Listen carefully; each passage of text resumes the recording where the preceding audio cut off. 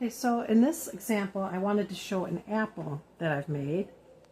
And I used the same wool that I was showing with the pumpkin the other day. So this is my hand-dyed, hand-processed small batch wool.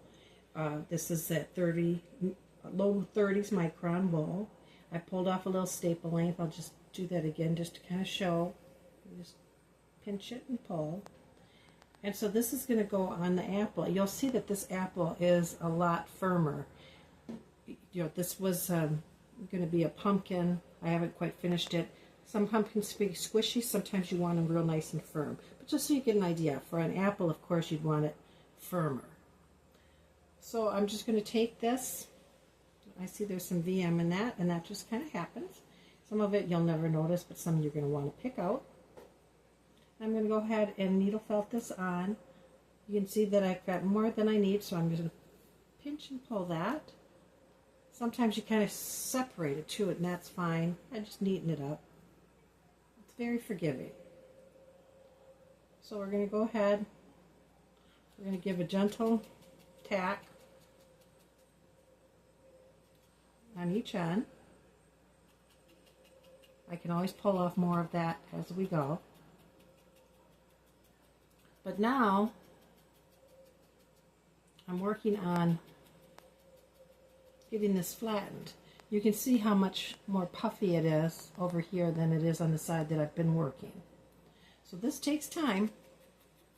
And you're just going to keep on needle felting, smoothing that out. I'm using my, I believe this is a 40 gauge. You want to use a higher number for this. This is a finer needle. And you don't have to go in real deep. You're just kind of surface tapping it. That's getting in there. You know, you're not going jabbing that in there. And another important thing is the same way you put the needle in is the same way you're pulling it out. So you don't want to tilt it, tip it. You're going to pop the needle, you're going to break it.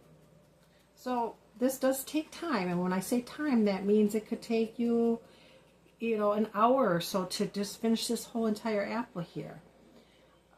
Here's one that's about done, just to kind of give you an example.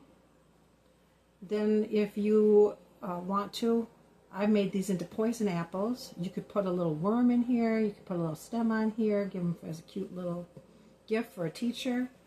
I like to do mine kind of funky and weird, so I'm into the poison apples lately.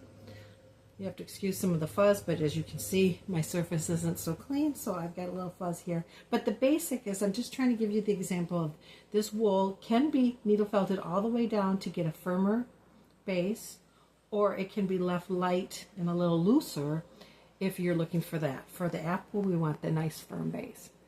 Thank you.